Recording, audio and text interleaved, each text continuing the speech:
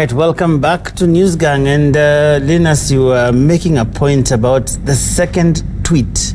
I was making a point about the second tweet because I thought the second tweet was now an attempt to correct the first one, to react in a more official way, to react in a more structured way, to react in line with the level of the office of the Deputy President.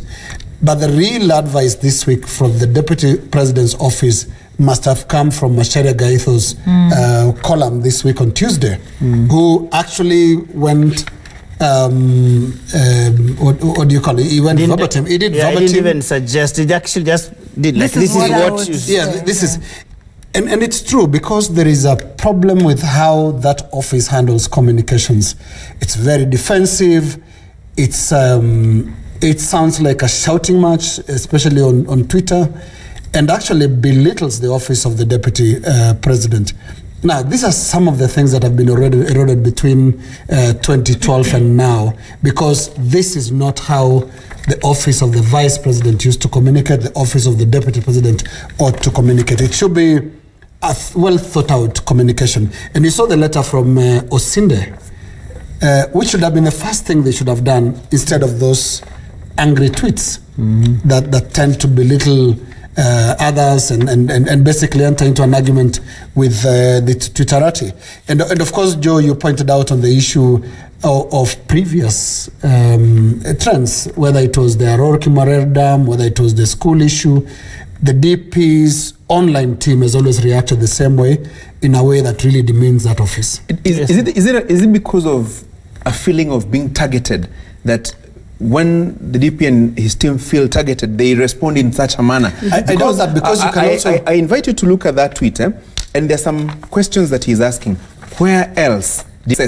And is it also because probably he feels the traffic is directed at him, maybe for other reasons, political reasons or thereabout? When he says, I mean, did they visit DOD? Was anybody at DOD ask questions? Did they visit KICC? Was anybody ask questions about it? And probably this sets him up, in my opinion, with those who say, why not deal first with the questions that are being raised about that particular matter relating to your territory before other people can be asked? Because when you're asked and you say, have you asked Jamila? What about Yvonne? What about is it? Yeah, it becomes a problem, and people look at it as you're being defensive rather than being responsive. But I think this has been the tone. Yeah, this has been the tone, and you just need to go back to the first tweets, whether it's about the mobile clinics, whether it's about the laptop projects, whether it's about NYS, whether it's about the maize scandal. This has been the tone. Very defensive, very, in a way, cocky. This has been very, very consistent.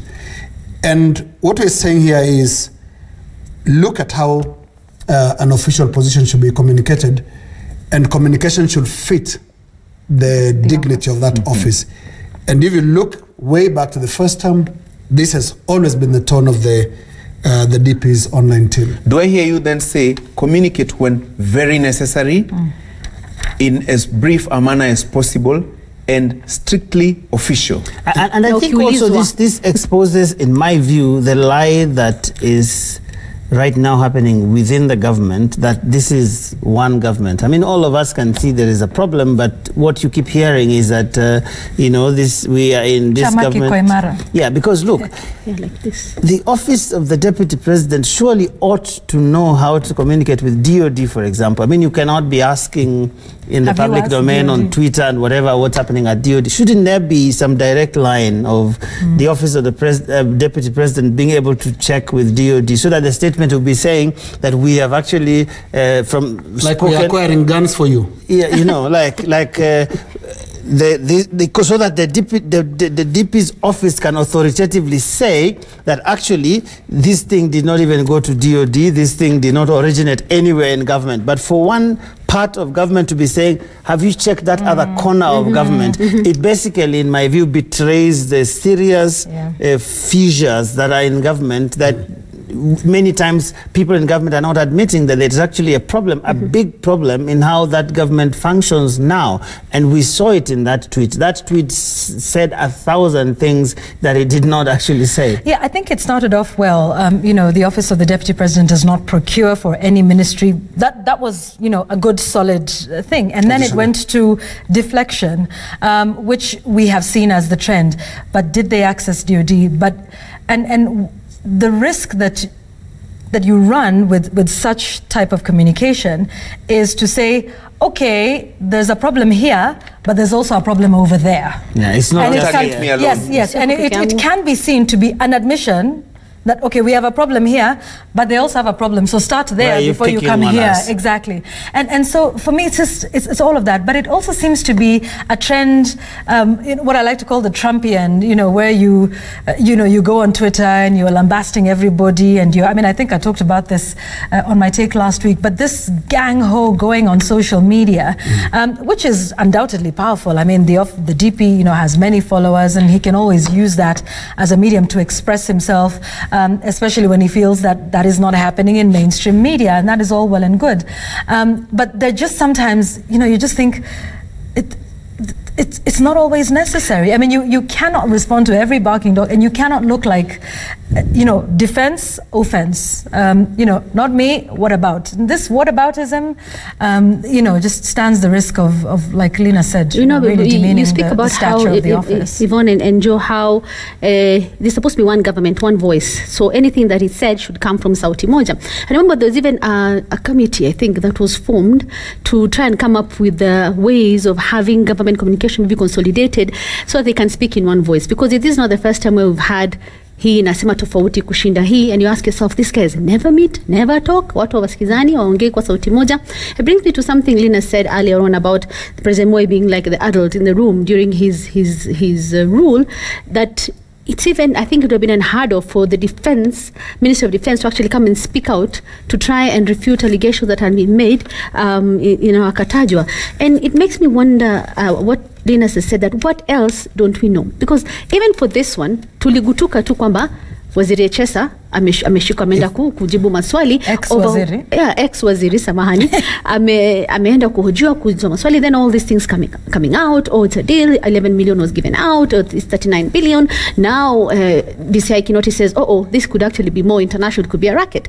So it makes you wonder, nini ingine ambayo in fact, if everything was all functional, the entire communication, just like on coronavirus, would have been coming from Cyrus Oguna. I mean, Cyrus Oguna, this is the person who speaks for the entire government. You'll be telling us from the office of the DP, this is what's happening from DOD, all of this. This is what the government of the day is saying. But Francis, as we leave this whole chessboard, there's something that I think this says, in my view, it is not only an indictment on the government that is there now, but it is also an indictment on Parliament, the National Assembly, that supposedly vets people. I mean, if it is true what we have heard people say, that the man Echesa, this deal aside, has many questionable things around him that, you know, have kept coming up everywhere.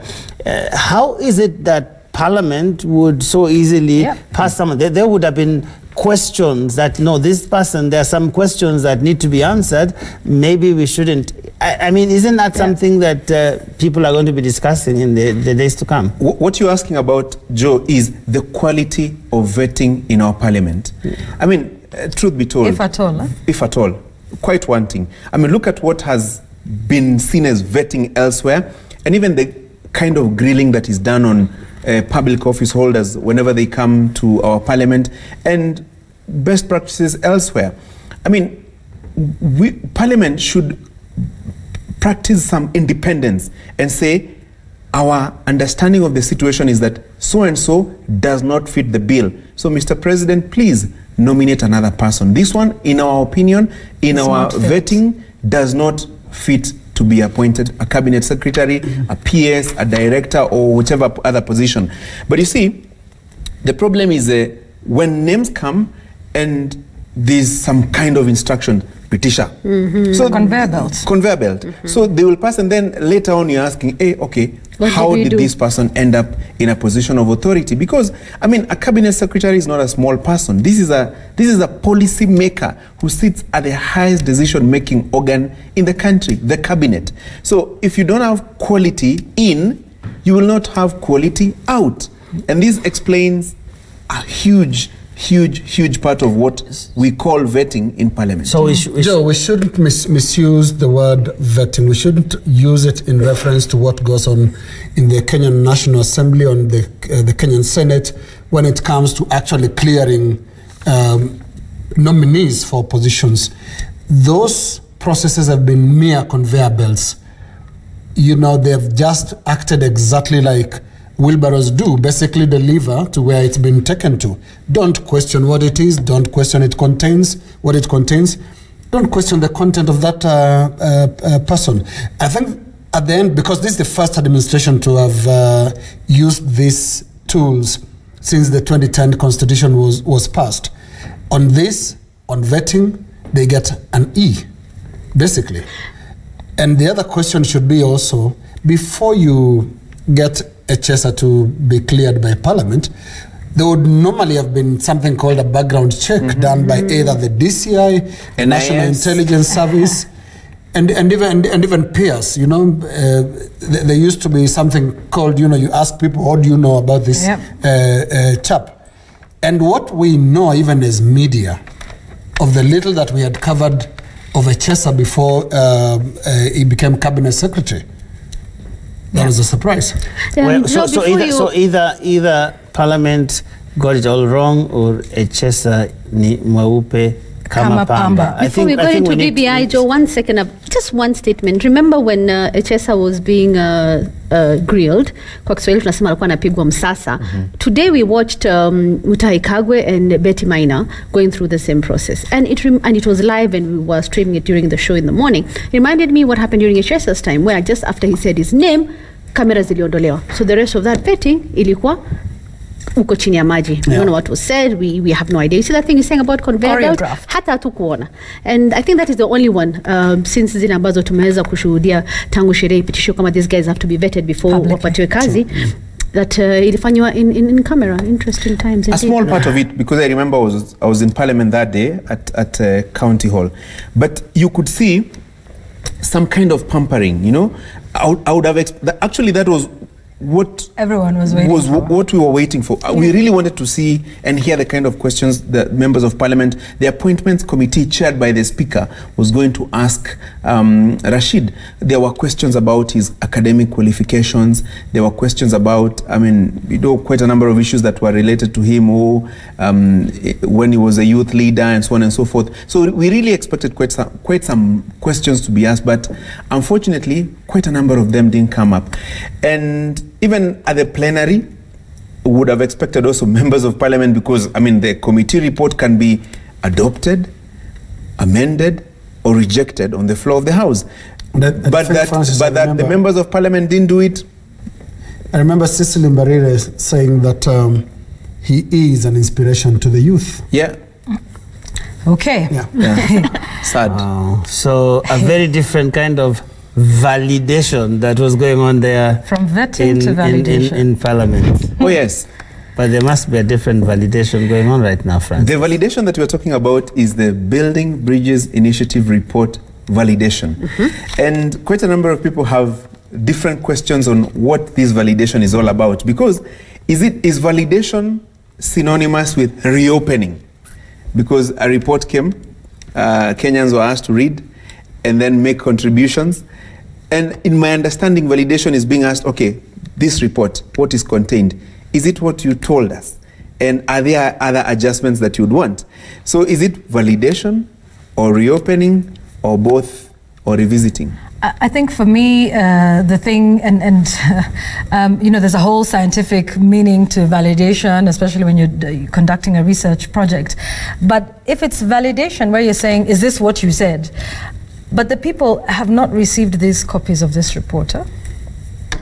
And as I recall, when all the BBI rallies were happening and were questioning whether there was any public participation going on, because politicians on a stage, on a dais, and they're talking to the people, or rather at them. Sometimes you wonder when there's anything coming. And then the BBI steering committee told us, no, forget what the politicians are doing with the rallies. We're going to be really, literally asking ordinary members of the public, town hall meetings. And yet, what have we seen in the delegations of people that are going there? The same politicians, the same sort of organized groups around BBI who are seemingly supporting of it. And I'm wondering if there's been any ordinary Mwananchi who's actually gone to this, and even if they have gone, where is this report for them to actually read it in full? And I remember we're being told, no, but then there's a summary that we did for them to actually say, yeah, but there was this here and this here that I did not agree with respect to this. It's very curious to me. Yvonne spoke about the groups which are appearing before the committee, and on Tuesday, I think, and Wednesday, we had several groups that appeared. One where Mudavadi ANC leader was there, and the next day Kalonzo Musyoka was there. But and some of the organizations that appeared. Did you forget Youth for BBI? That's what I want to read. the Kenya University Students Organization, the Kenya Institute of Public Policy Research and Analysis, CORT was there, KMPD was there, women's groups were there. So these are organized groups that are going there kutoa maoni. But as you said, and I remember I asked the cameraman who had been there the whole day filming for those 2 days, did you see any Kenyan peke yake amesimama pale ametoa maoni yake? Akasema no, we just had those groups coming out. But atafanya vipi na amesoma ripoti? Exactly, those reports are not available. Kashuri says I'm very naive about how on radio we've had this conversation. And Asemaga, I'm very naive thinking that those politicians would give people a chance in those rallies to actually ask questions. Or I was saying, ata watu waache But you guys in town, listen, the president in November, when we were at the Bomas of Kenya, he said something like, watu wajisome, then waseme mambo yao. Listen. Kuna wasi wenzangu, someni hii kitabu. Someni kila moja. Lete maono yako ambaye unafikiria inaweza kuchangia na kuongeza zaidi yale ambao hawa wazee wametuletea. Najua Junet amesema ati anagojea baba asome. Wewe Junet usiharibu watu bana. Baba atasoma na atatoa maoni yake. Hata Uhuru atasoma na atatoa yake. Wacha watu pia wasome na watoe yao. Yetu ni kupokea maoni ya hii watu yote na tuweke pamoja. Yeah, watu wasome. But have they seen it, Joe? Well, I don't know what that statement was supposed to be, because you see, this thing happened in November. That is, last year, 2019. We are almost getting to March. But what you sense is a certain rush. People are getting somewhere with this thing. All these stories seem to be wasting time. I mean, if you look at the rate at which we're having those BBI forums, and I'm not talking about the sessions we've been having with the steering committee on the Building Bridges Initiative to United Kenya report, whatever that thing is called. We're not talking about that. We're talking about these rallies. We have seen Kisii, we have seen Bohungu, we have seen Mombasa, we have seen Kitui, we have seen all manner of places. Now we're going to Garissa. And Garissa, and then we go to Kinoro Stadium. And you see, these people have a plan. It looks like they are in a hurry to get to a certain destination. So whereas we are here thinking that, we'll finally get these copies out of that portal and read it somehow in a language that we understand, these people are going somewhere. And that is actually something that we need to see, that this is a plan. There is a clear plan that all of these things are those things that you usually call vipindire. There's nothing that we were supposed to read and make a decision on, unfortunately. And I think that in the end, there will be a BBI report. Remember, the terms of reference that I keep talking about. The second one says that this committee, the steering committee, is supposed to recommend administrative, legislative, and constitutional changes necessary for implementing the report, taking into account relevant contribution, any relevant contribution that would have been made during this validation period. Where are those relevant contributions going to come from? I don't think they're going to come. I don't think they're going to come from the sessions we've been seeing at KICC or Regency, wherever that thing was going on.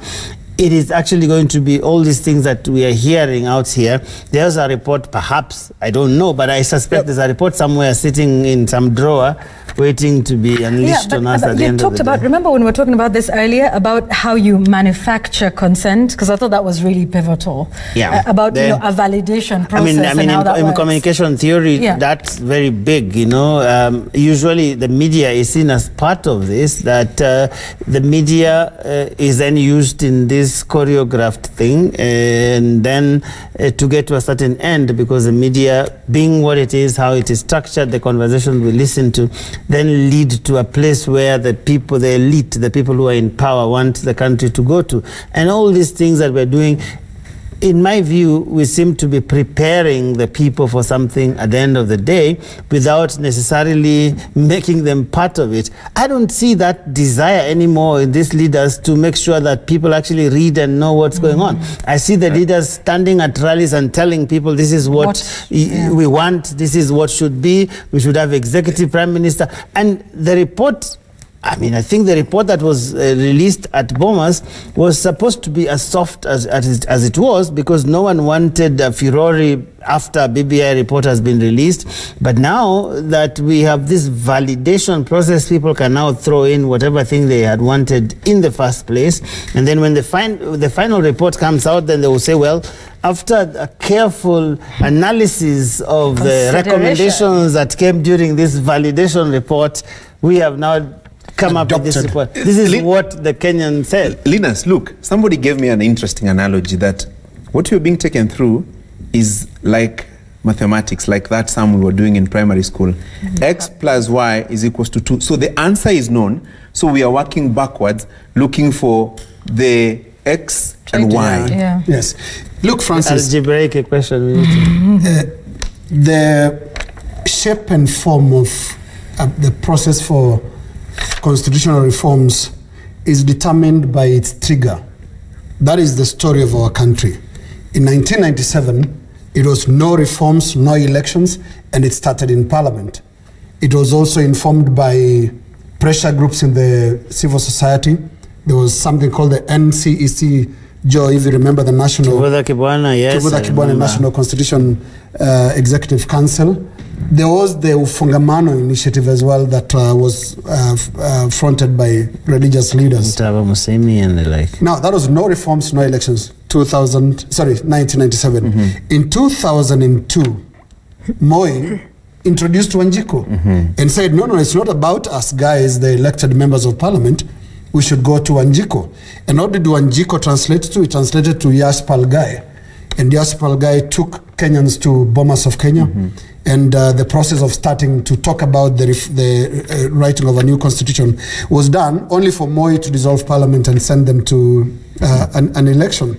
That was 2002. Now, 2010, what really triggered the talk of reforms? First, there was the promise of 2002, which the National Rainbow Coalition had made. That's Mwai Kibaki and Raila Odinga in their coalition. They had promised that they'll deliver a new constitution in 100 days. It wasn't possible. It wasn't possible for another few years, actually.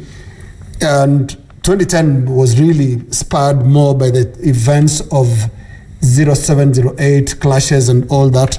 That really forced us into making these reforms.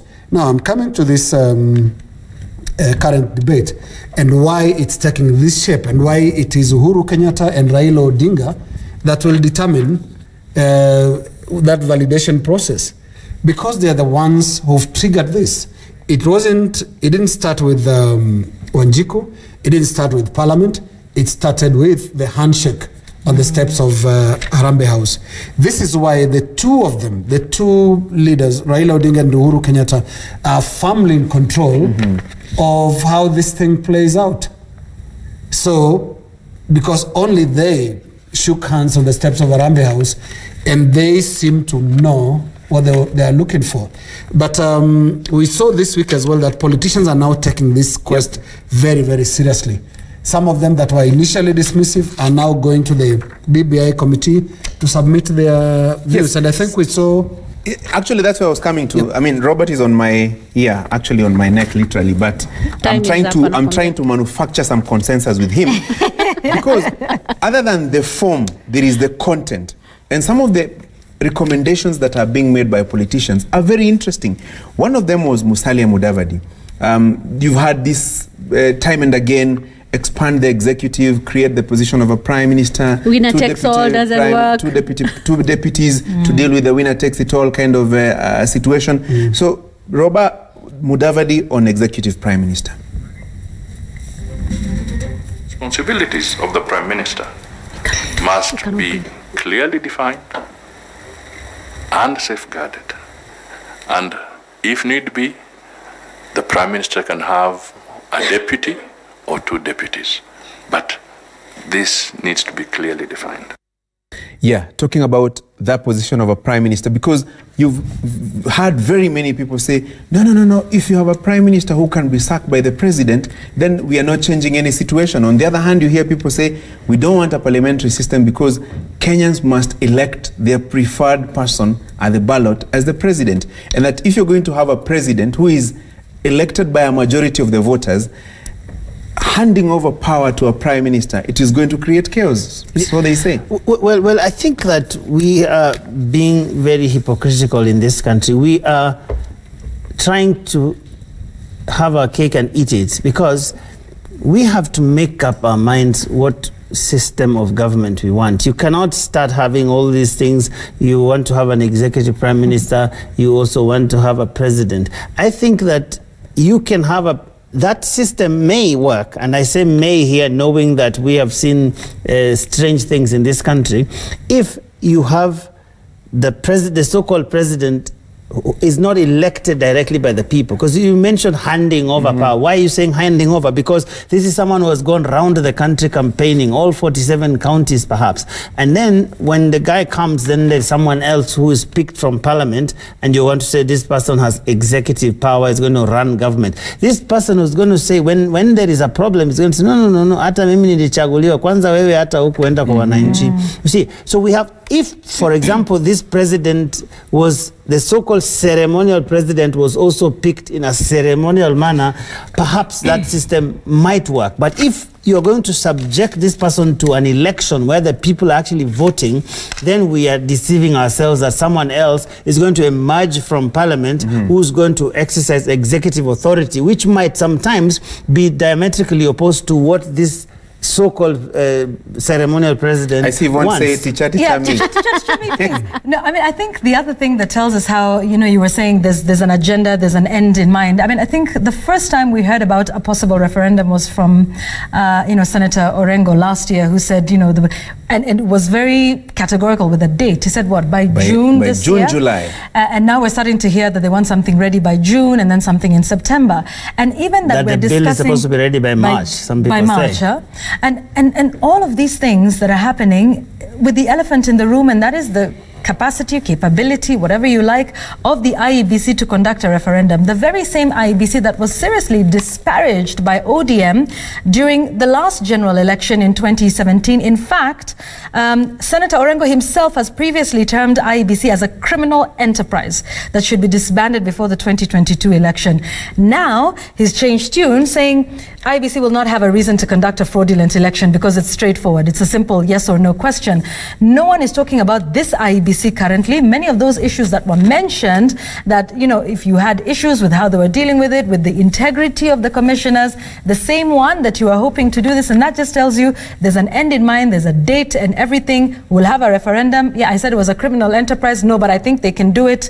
And with the very same IEBC that they did not trust, but less than 2 years ago. Electoral reform is also part of the BBI process. And as Gashuri tries to gag me, one more thing before Lina speaks, Yvonne spoke about the March date and the hurry that you're seeing all the rallies are being announced, and we have a meeting before each rally. We have Narok, we have Garissa this weekend and all that. My worry is after the validation period and the document that would come out of it, nani ataka kuangalia nini imeongezwa hapa? What is different from what we had seen in the original report? Is it really what people had said, considering the fact that watu wengi hawajapata nafasi ya kusoma? So who is going to sit and look at whatever will be presented at the end of it all, be it March, be it whatever, to say that this is what people have said? And also considering the fact that we have not seen what kusimama huko kutoa maoni yao. For me, the fact that it's being harried, it's the rallies are well organized, the security that is there is top notch, as in kuna mwelekeo ambao unafuatwa. So I have a lot of questions about now ultimately what would be contained in that document.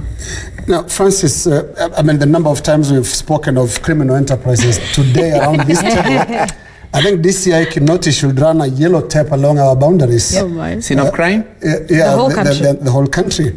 But two observations that I want to make, because I know there'll be a lot of discussion about the form of government that the country should have. And I think Musalia Mudavadi kicked it off by saying, look, having an executive prime minister is a recipe for chaos. I tend to agree. Just looking at the events currently, we are even struggling with having the position of running it. Because we have a government that has a president and a deputy president who are facing in different directions. Now, imagine if Annex was an executive office of the prime minister, complete with powers to do other things other than just acquiring guns for the military. Crazy things will happen in this country. That is one. We don't have the political discipline. We need to fix the political discipline that we have in our culture. Politicians tend to basically put everything on the edge because of positions and because of power. So it'll be very interesting to see how an expanded executive will look like. I think it'll look like a very chaotic place. It'll look exactly like a mad market. Then I go to the second issue. The second issue, which is very unfortunate that everybody seems to be avoiding as we discuss BBI, is credibility of elections. It doesn't matter what system of government this country settles for. If elections are not credible, there'll always be trouble. It doesn't matter if you say it's an expanded executive of 5. How are those 5 elected? Prime ministerial system, how is that election conducted? Because in my view, the last 3 out of 4 elections have not been credible. Okay, that's a wrap. I knew you would say criminal enterprise. It's a wrap. It's a wrap, ladies and gentlemen. I was itching to discuss Sonko, but too bad. Tutadiscuss masaibu yake wiki ijayo, Mungu akitupa uhai na uzima. Tunaanza na Yvonne Stake.